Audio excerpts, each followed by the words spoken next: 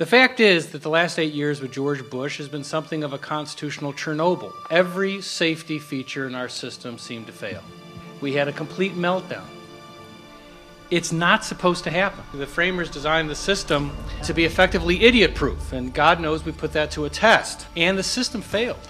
Why, with clear impeachment questions, haven't the Democrats moved forward with impeachment, making any sizable instead of just rhetorical motion? Because to impeach this president would raise into question clear crimes like surveillance and torture that Democrats were aware of and said nothing. What used to be institutional tension between the branches has transmuted into partisan tension. There's no institutional impetus for one branch to question the other when that branch is controlled by the same party. And if that doesn't change big time in 2009, I think we're in for more of the same. Just 10 years ago, at polling data, the global view of the U.S. was relatively favorable. You could go around the world and you'd find, generally speaking, that the opinion was very high. The BBC poll that was conducted earlier this year was devastating. In 18 countries, only 29% of the publics have a positive view of the U.S. 67% of the people in those countries see the U.S. as a violator of international human rights. President Bush has violated the Constitution, violated the laws.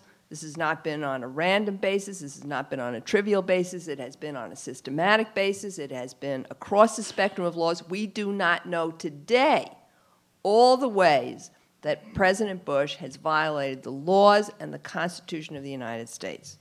One of the things that President Bush succeeded in getting Congress to do was to make the War Crimes Act of 1996 retroactively inoperable. This, in essence, was a pardon for himself, for Vice President Cheney, for Mr. Rumsfeld, for everyone at the top of command, as well as others who engaged in mistreatment of detainees. When Gerald Ford pardoned Richard Nixon, it cost him the presidency. When George Bush pardons himself and his whole team, plus others, you don't even read about it in the newspaper. I don't think many members of Congress even know that this has happened. We've had a major assault on our democracy. And in my opinion, there's a fourfold agenda.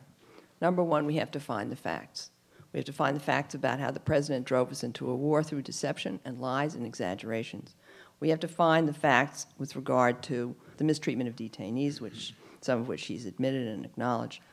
We need to understand exactly what happened with regard to FISA. We need to enact remedial legislation. We have to deal with criminal accountability. The War Crimes Act is a criminal statute. Resurrected, the president and his team can be held accountable. Even under the Anti-Torture Act, the president and his team may be held accountable. And finally, I believe that the remedy of impeachment must be invoked. Whatever the ultimate remedy may be, it's going to be one that will come both through the people and through the Congress. We have a political system that is functionally brain dead. The EKG on our system is flat. When we did the only successful impeachment effort that's ever been undertaken, the only one that has withstood the test of time, did not start with a count of the Senate votes. It did not start with a count of the House votes, and it did not start with a count of the Judiciary Committee votes.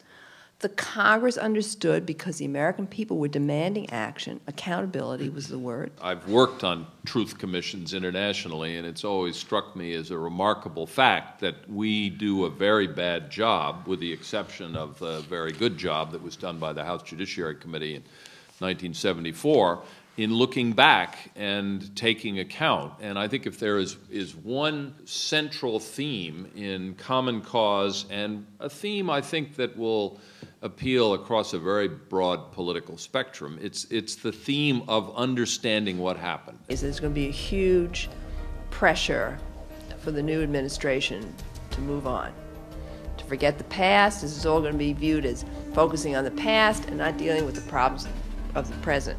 But we can't really deal with the future until we restore the constitutional balance. So I hope that Common Cause will help to resist that pressure to move on.